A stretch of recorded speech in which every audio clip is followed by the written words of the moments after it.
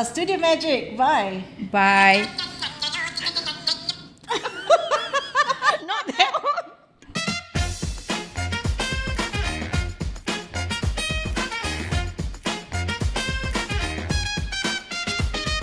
The Business Lab.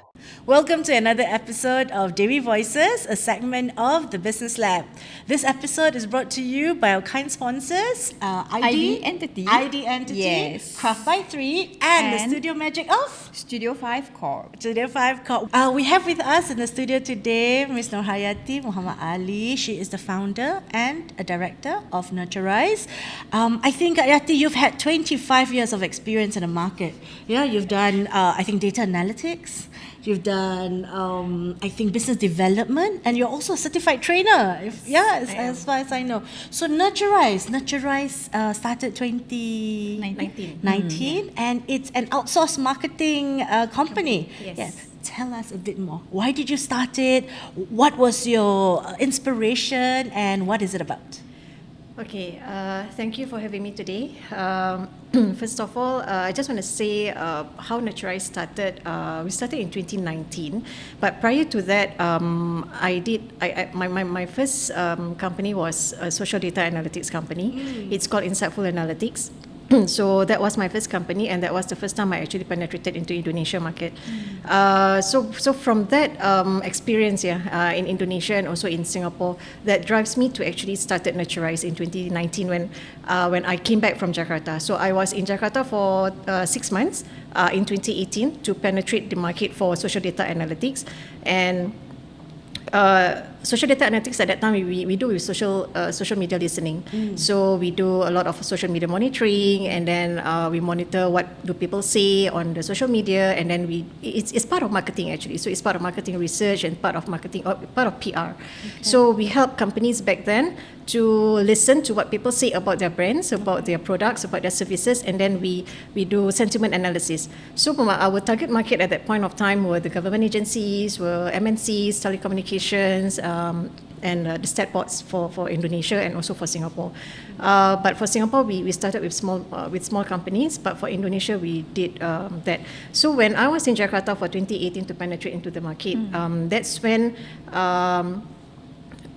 this interest of marketing, about digital marketing came about, right? While doing the social data analytics, the target audience is different, right? I mean, because it's more towards the high level marketing, is towards the high level, the high end of things, right? So, but when I came back to Singapore, when you do social media listening, first you have to have a social media presence, right? And back in 2018, I remember at that time, Singapore social media presence wasn't that strong enough.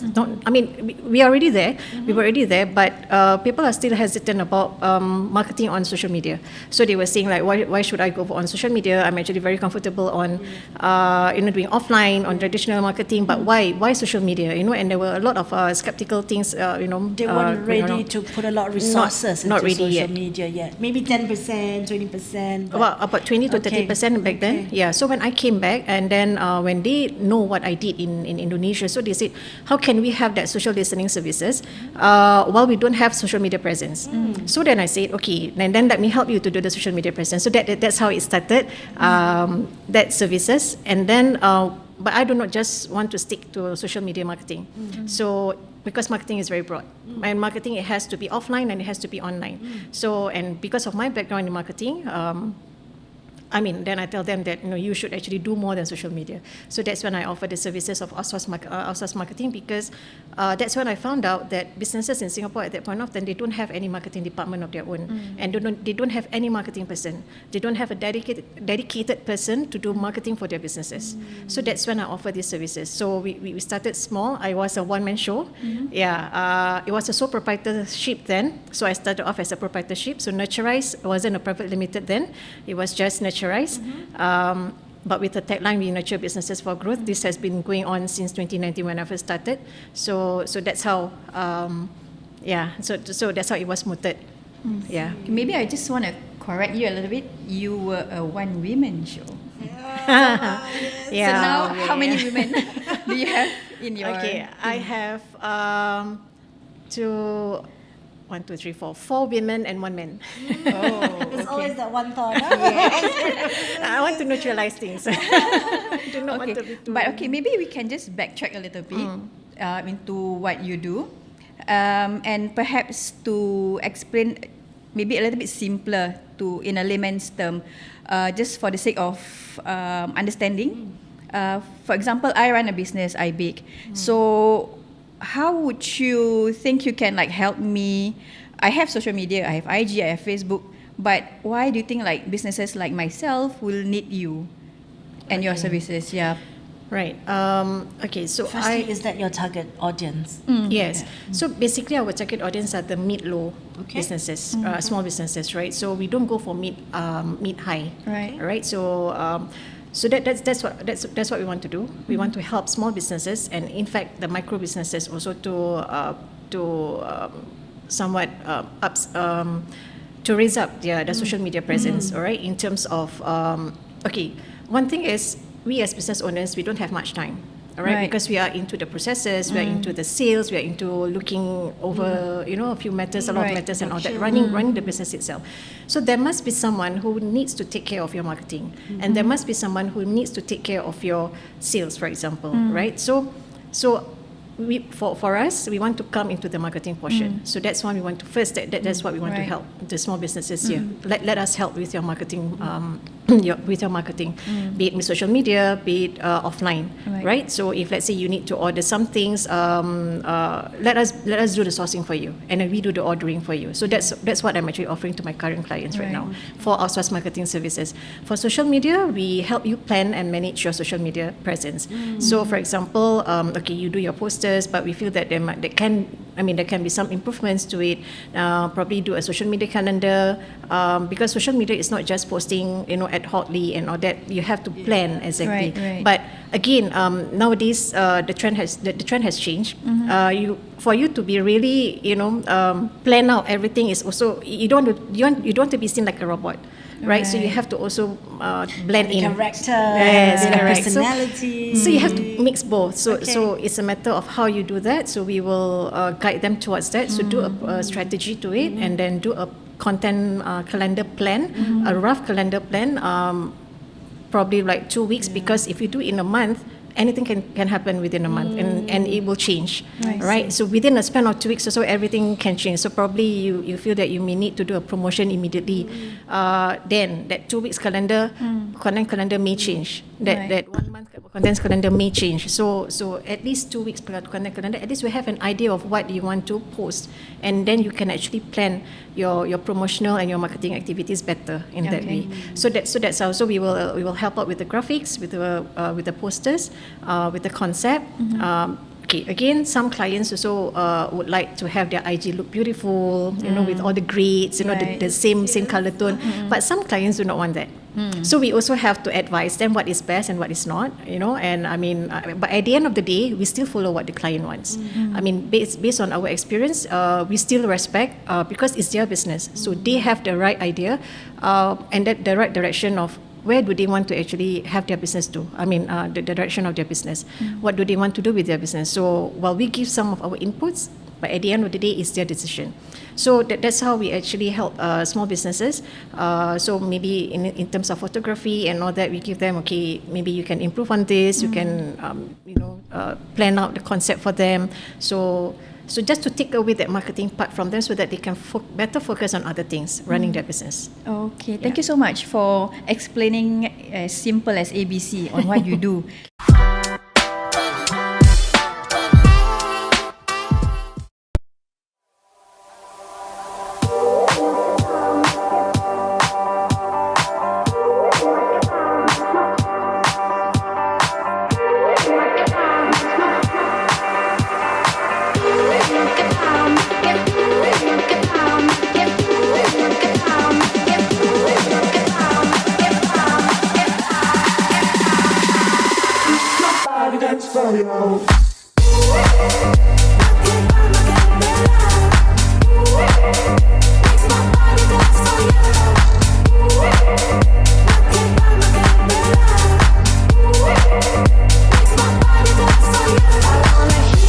Your breath just next to my soul. I wanna feel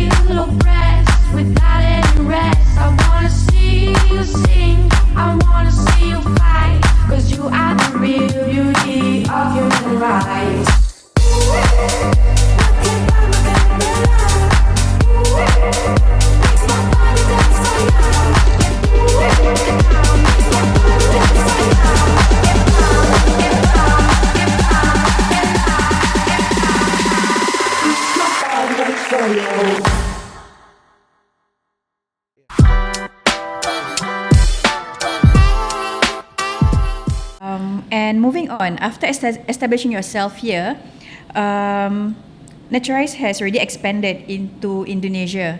So perhaps you can share with us why Indonesia? Okay, why Indonesia? Okay, I fell in love with Indonesia since I was there in 2018. Right? Yeah. So Fall in love with someone there? I know. Fell in love with What was it about Indonesia that you love the most? Top 3 things. Which maybe, bapak there? I mean, I love the food definitely. Yes.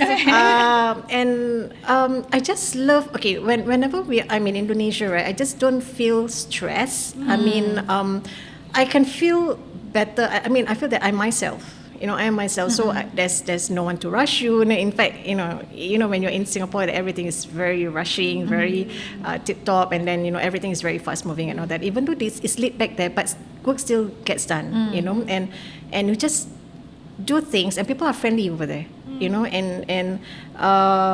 mean, it's a matter of how also you carry yourself with them, right? I mean, yes, we are from advanced country, and then so when we are there, I mean, they are also an advanced country in some ways, but maybe our culture might be different, but we try to be with them or to be like them, and at least if not be like them, just mingle with them to be to understand their culture.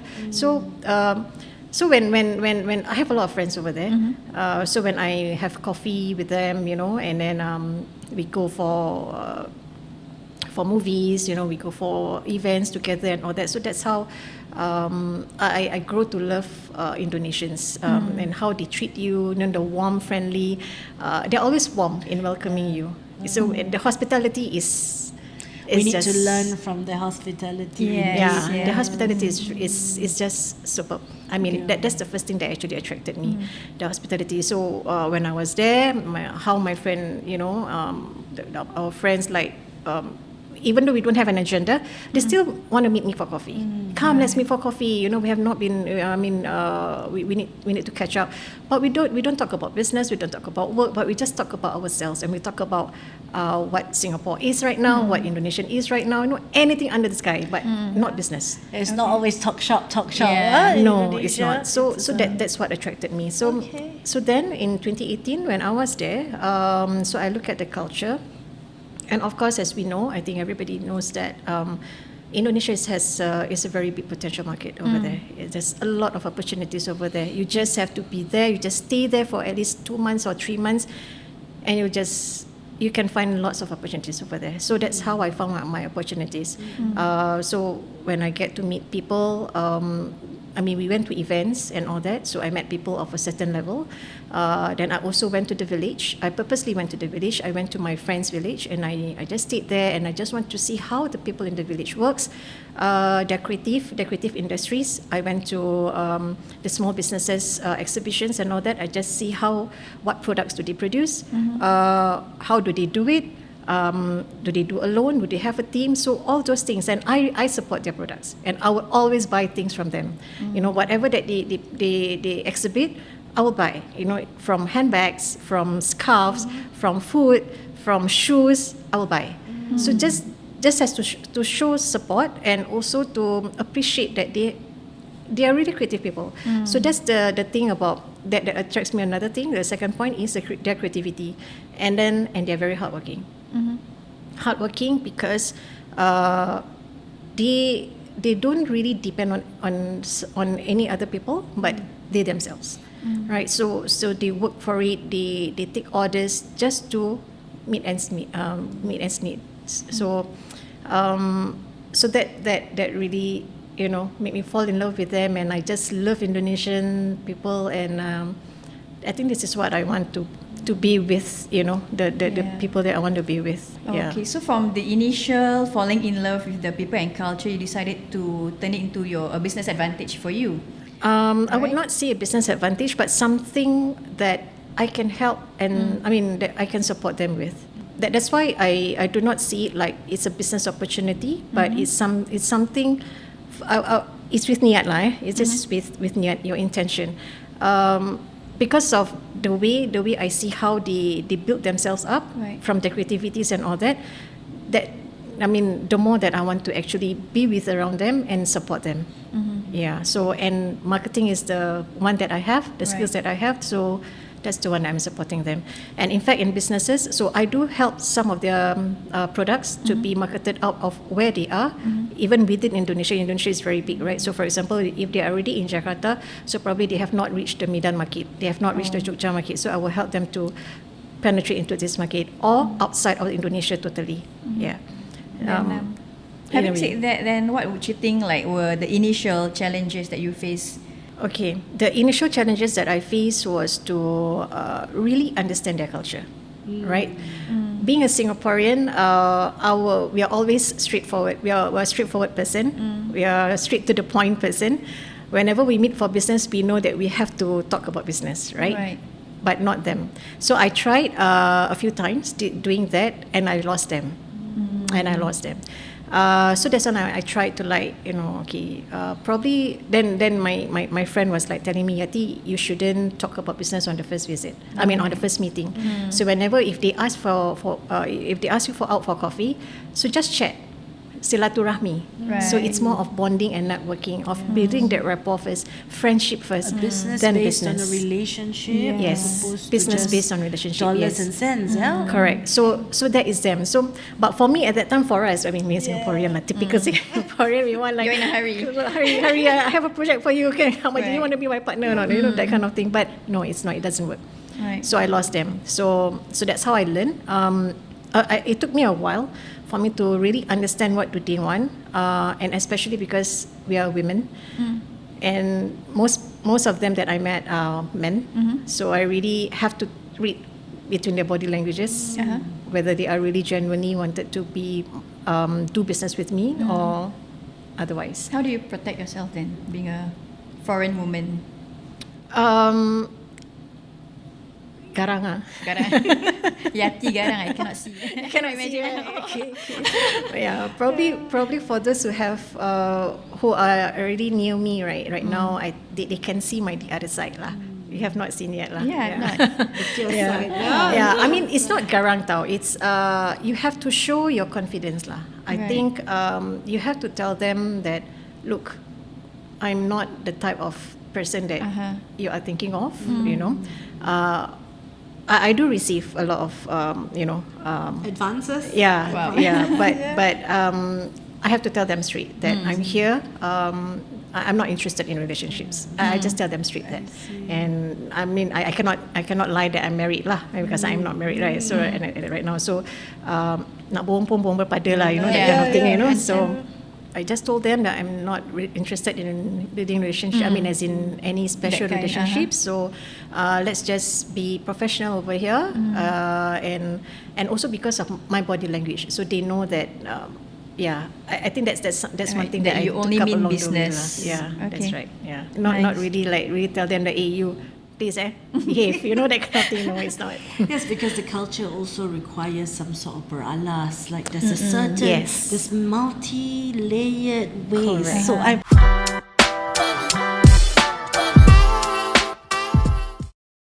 think first and foremost, we need to understand how the interior design industry works here in Singapore. You know, so majority of the IDs or the people who work within the interior design companies, most of them are actually freelancers. They are not employed based on a full-time basis, so they work on a commission basis. You know, so and some business models or some ID companies want to have a lot of ID so that they can close a lot of projects on. You know, my personal tip here is start with visiting the IDs that you have shortlisted or you're interested in. Look at their place of work, look at how they work, look at their office. Once you have done that, I think what you should also do here is to ensure that these IDs that you potentially want to engage are HDB licensed. Last but definitely not least, and to me the most important, because I think nobody do this. Okay. Once you have confirmed, or let's say for example, you really want to sign with this ID company, right? Go to Accra website and pull out the company's profile.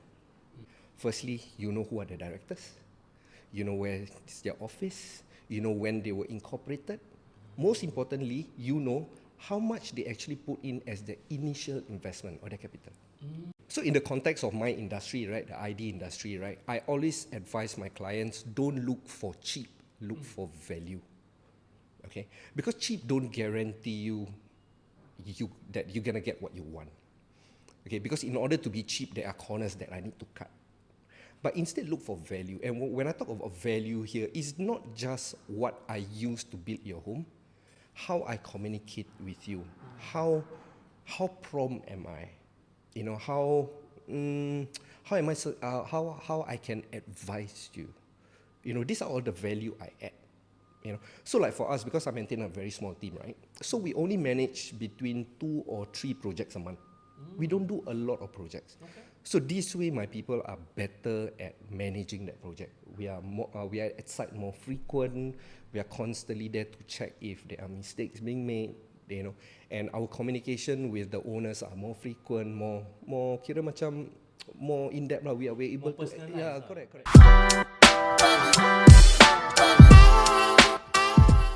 Right. So I'm very curious to know what other cultural faux pas that you have maybe done while you're there with very little knowledge about, you know, a lot of the one of the biggest concerns of entering a new market is usually the lack of knowledge. We think that we know the country, we Because think we know of the Malaysia, similarities, we think we know Indonesia until we live there, until we deal with the business.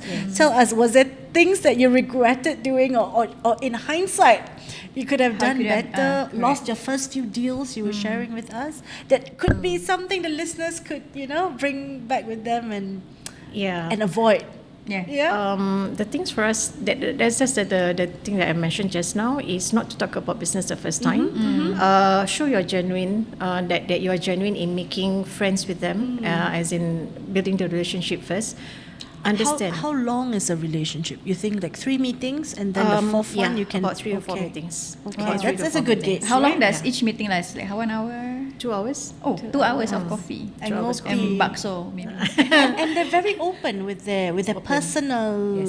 Because sometimes we have all these, you know, barriers, right? You meet someone, they ask you personal questions, you're like, isn't this a business meeting? And then you don't know whether you're sharing too much or sharing too little. Okay, I cannot really pinpoint, you know, exactly, because I just follow the flow. I was following the flow. So when I meet this papa and all that, right? I mean, there are also young ones lah. But apparently, we all know that we are there for not for hanky-panky, you know, but only for 1 or 2 je, but I told them off like nicely. But the rest of them, they know that I'm there, you know, because of the fact that they know. Okay, for example, I met them during a networking session. So it's a setup. So we all know we are business people, right? And we are on business here. So of course our conversations have to be beralas and all that. But like I said, the 1 or 2 yang try to, you know, kata-kata and all that tu semua, they were just trying out. But when you tell them nicely, I mean, they understand and then they will respect you. So there's a way for you to macam gini lah, we have to be polite. Right? Jangan sombong. Jangan tunjukkan yang we are very, kalau orang bahasa diorang cakap, jangan tunjukkan terlalu galak, terlalu pride, terlalu proud. Terlalu proud. How about the language barrier? Is that a problem? I mean, we're lucky, we're Singaporean, we're Malay Singaporean, but the Malay language and the Indonesian language is actually very different. It took me a while to be able to speak fluently, but how I help myself to speak fluently, I mean, the first time to barrier, they know that I'm already a Singaporean or I'm not local. Just from speaking. Just from speaking. Sometimes it's a dressing. The dressing as well. Yes, the dressing. First of all, the way you dress, it already differs you from the rest, right? They know that you're not local, all right? It's just a matter of whether you are Malaysian or Singaporean. So, so over there, they will see us as Malaysian. Because they do not know that Singaporeans have Malays. Right. Generally. Generally. This is what I always get. Oh, ada Melayu ya di Singapura? So I say. Saya yang pertama. Saya yang pertama. Dan terakhir. Those are the things, I mean, it's weird for me to say, we have Malays. Kita ada Melayu pak di Singapura. So, jadi Singapura sama Malaysia itu sama ya? So they will ask that. So I will have to explain, Singapore sama Malaysia, back to history lah. Yeah, We okay. were once together, we were once, one nation, and then that's how we split. Oh gitu ya. Jadi kalau Singapore itu dijajah China atau gimana? So I've got to explain, so I would tell them that majority of the population in Singapore is Chinese, but there are still Malays, because these are the Malays are from the era where Singapore and Malaysia split. So some would actually go to Malaysia, and some would actually go to Singapore. So these are the Malays, the Singapore Malays. Yeah. So then they will ask like, oh bahasanya sama ya seperti Malaysia? Ya sama lah. I would just tell them, ya harus sama. Yeah, I'm sure Malaysians struggle as well, with the Indonesian language. Yeah, as correct. well. But Okay. how I catch up with your languages and all that, I read a lot of Indonesian books. That's one, to get the grammar and to get the Really, grammar? style of writing. Right. Yeah, because some of their words and our words may be different, right? Okay, for example, the first word that I learned, seronok. Okay. Okay, Seronok, seronok is fun, what right? Yeah. But seronok over there has a negative implications. Oh, has a different kind of negative, fun. negative meaning. Yes, yes. Oh. Yeah, kalau It's like I always get the word siang wrong because I'm always late. Yeah. And then they say the siang is very different from our siang. Right? siang is Siang is late. Yes. Yeah. kamu kesiangan ya? Kayak gitu. So it's late. Tapi siang tu means tengah hari for them. Kalau kita tengah hari kan, they wouldn't say tengah hari. They would say siang. So are you saying that in order to successfully enter the market, you have to live there for at least a certain period of time to embrace the culture? Okay. I would say yes. Yes. I would say yes. To do effectively lah. To be effectively and for us to immerse ourselves with the environment over there, and so that we can understand as in who the clients better. Who are we dealing with better? Understand their culture, understand their behavior, their spending patterns. And also, I guess, other than learning the language, the Indonesian language, you also need to be spending enough time there to know the different laws, regulatory requirements, the compliance, and all that. So, was it like much more difficult? Okay, you just need to you just need to know the right people. Alright, and you need to write, and you need to have the right context. So for me, I got to know. I was looking for a notaris to help me to set up my. What's a notaris? Notaris Company is secretary. Yeah, Right, company okay, secretary, okay, correct, yeah. to set up my company. So my company over there. So I See, finally she's half found one. Indonesian already. Indonesian. I must call her Mbak now. Mbak Yati. Nur, Indonesia That one Mbak is Nur. it? Yes. Right. So you have to know the right people, and then I found a notaris that handles my to start up my PT NurtuRise International Indonesia within 3 months. Oh. Yeah. So I have friends, or I have people that I know that who take about a year to set up, or 6 months to set up. So Really? yeah. Wow. So again, it all depends on who you know and who has, because because some of them, are really the link that you have with the government side, it helps. So I guess It helps. that's maybe another culture shock because for us Singaporeans, perhaps we submit today, tomorrow 3 working days later, everything gets approved. But over there, we are not looking at 3 working days, but maybe 3 weeks or months. Yeah. Sabar Bu. harus sabar. So Mari but mengopi. I'm for my PT, I only I what do you call that? I studied up less than 3 months, and my kitas I got less in 1 month. Yeah, so I have friends who actually got their kitas only 6 months later. That's considered quick, yeah? Yes, that's right. So the person that I know that who helped me to handle with all these preparations, the administration matter, they have a strong connection with the pemerintah. So it's not that we pay money. It's not. I was going to ask, but okay. I think that Take coffee. You Offline, got for coffee. Okay. yeah. So so there are ways for you to do that. So again, learn their culture, learn their language. All right.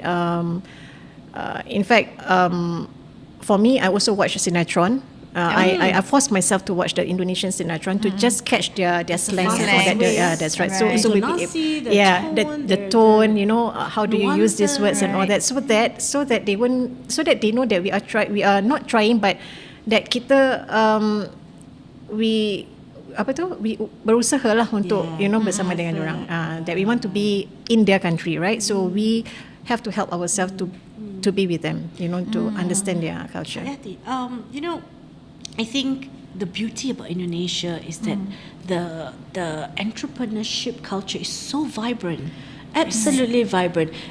Sometimes when we do events, we need to really encourage people to go. But in Indonesia, it seems like It's natural. It's natural Yeah. to them. They may have Even a full-time the ones in job. kampung. It's something that they do on the Yeah. side, but they've got passion about it. Is that what you also see, or is it a misconception? Well, it depends. Okay. It depends. It's also quite subjective also. Like for example, I did a workshop in Jogja recently. We had 20 participants from a community of small businesses, and I did it for free, right? We got, as in the response was good. Again, there are times where they are expecting a free workshop.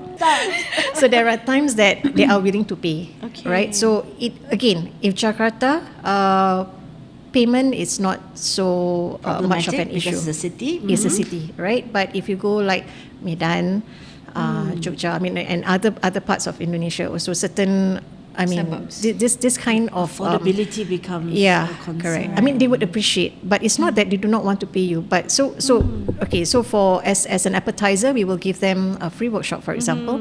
So but then later on, we will tell them, we have to educate them lah, that in business nothing is for free, right? We are here to make money as well, and so do I. So we always relate that. So do I. I'm here to share my knowledge.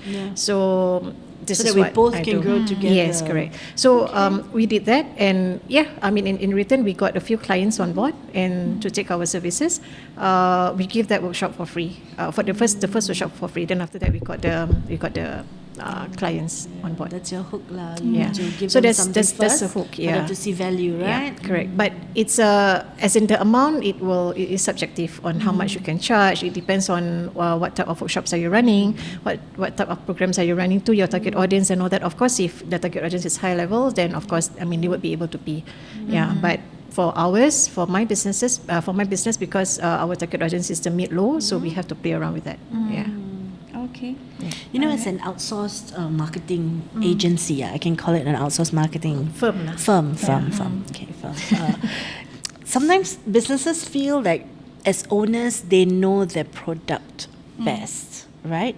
And if I were to outsource it to you at a fee, you may or may not understand what my business, and I want to do it differently, and I keep on editing 10 times over and all that. How do you see, is that a challenge? How do you overcome that as a business? Yeah.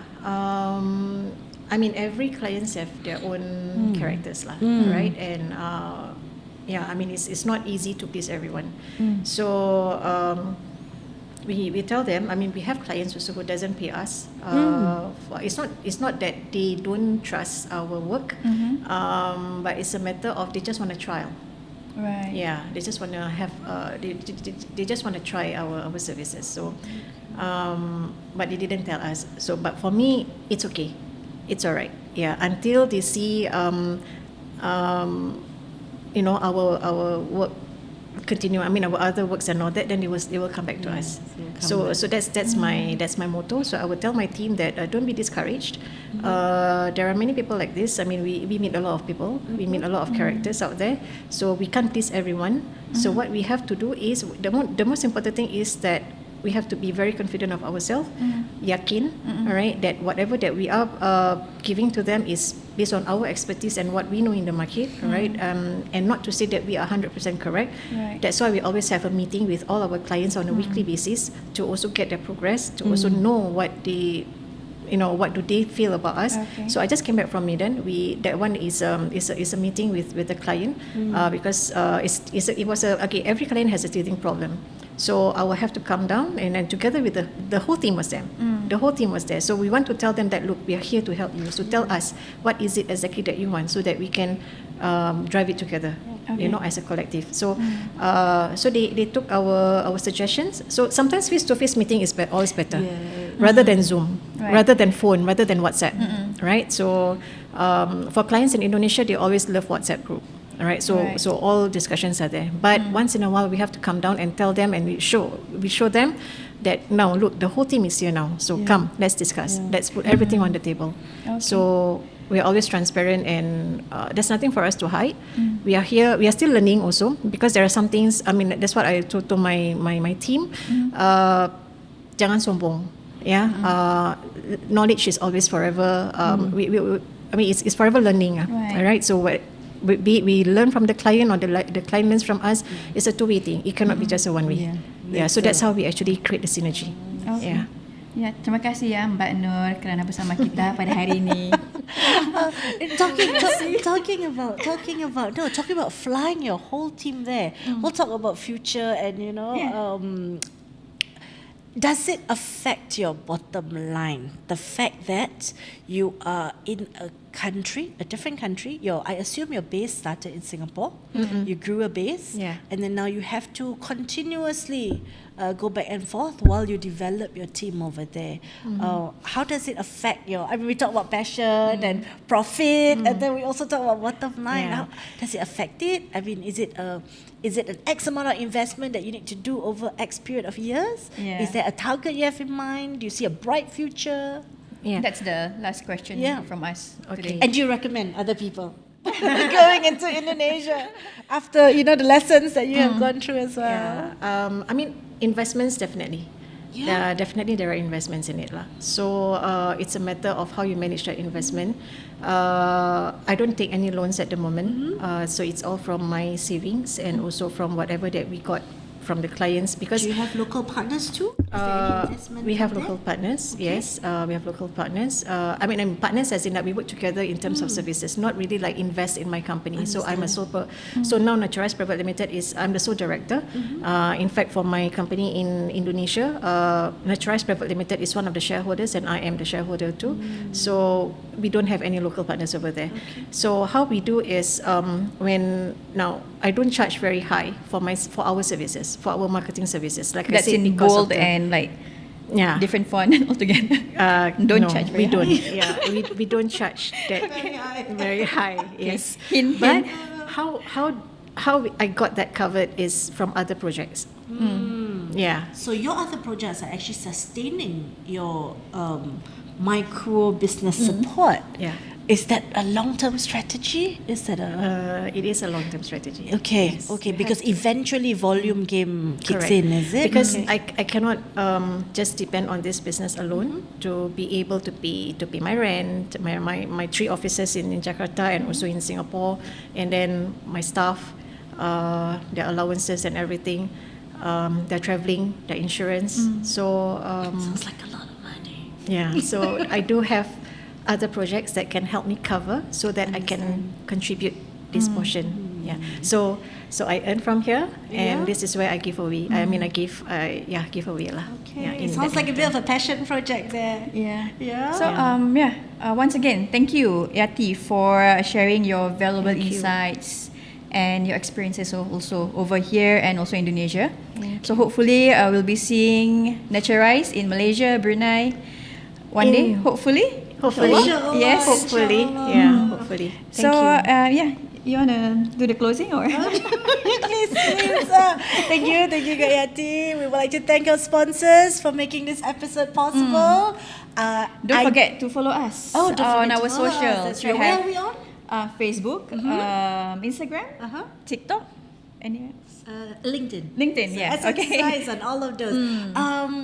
Yati, if they wanted to follow you or find out more about your services, where do they go?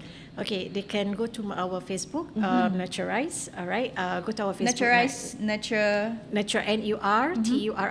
One word. Right, one word. And or you can go to our Indonesian Facebook page, PT NurtuRise International Indonesia. They will not get it, PT. Or our website, www.nurturise.co. Okay. Yes. Right, So, okay. So Yati is doing great work in Indonesia. Thank you. Yeah, thank you Inshallah. for being with us today and sharing your Thank you for insights. inviting Digarhayu NurtuRise. So we would like to thank our sponsors for making this episode possible. Yes, we Thank you have too. Identity and Craft by 3, And the Studio Magic by. StudioFive Corp. Thank you very much Thank for watching us you. today. Thank you. Thank Miss you. Yati. Thank you. Rina. Yeah.